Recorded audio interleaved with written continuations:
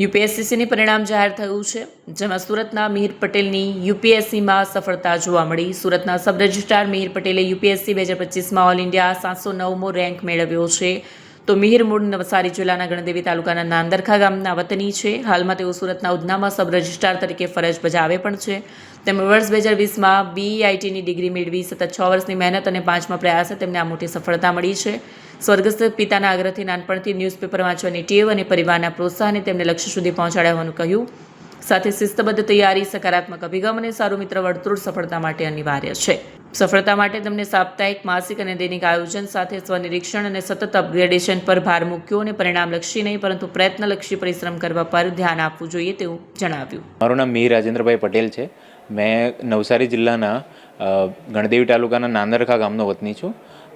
મેં graduation bachelor of engineering information technology field સાથે Vishwakarma government engineering માંથી કર્યું છે અને ત્યારબાદ એટલે 2020થી હું યુપીએસસી સિવિલ સેવાની તૈયારી કરું છું.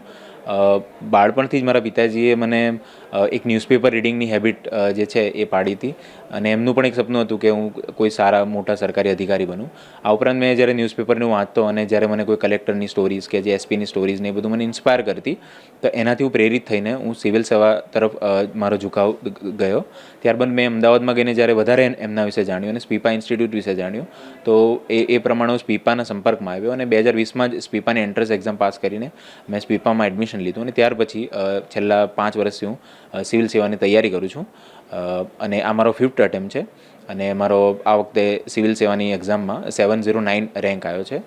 આ તૈયારીની વાત કરીએ તો તૈયારીમાં જે તમારામાં કઈ ક્વોલિટીઝ હોવી જોઈએ, તો ખાસ કરીને એક તો તમારામાં ડિસિપ્લિન હોવું જોઈએ, અનુશાસન, જે તમારા ડે ટુ ડે જે તમારા ગોલ્સ છે એને અચીવ કરવા માટે. આ ઉપરાંત તમારે કન્સિસ્ટન્ટ ઇમ્પ્રૂવ કરવાનું છે, પ્રોસેસ પર ધ્યાન આપવાની છે, એટલું પરિણામલક્ષી નથી બનવાનું પણ પ્રોસેસલક્ષી બનાવવાનું છે. આ ઉપરાંત સકારાત્મક જે માનસિકતા હોવી જોઈએ એ તમારામાં હોવી જોઈએ, એ તમને ઘણી મદદ કરશે આ જર્નીમાં. હાલમાં વાત કરું તો હાલમાં સુરતમાં ઉધનામાં સબ રજિસ્ટ્રાર ગ્રેડ 1ની જોબ કરું છું. ડિસેમ્બરમાં જ મેં એનું જોઈનિંગ કર્યું છે અને એનો પણ મારો એક્સપિરિયન્સ ઘણો સારો છે. તો એનાથી પણ મને કંઈક ના કંઈક આ જે જોબ મને મળી એનાથી પણ ઇન્ટરવ્યૂમાં મને થોડો કોન્ફિડન્સ મારો બુસ્ટ થયો અને એક એમ્પ્લોયમેન્ટ ના એવન્યુ તરીકે પણ આ જોબે મને ઘણી રીતે મદદ કરી છે. તો આ મારી એક બ્રીફ જર્ની છે.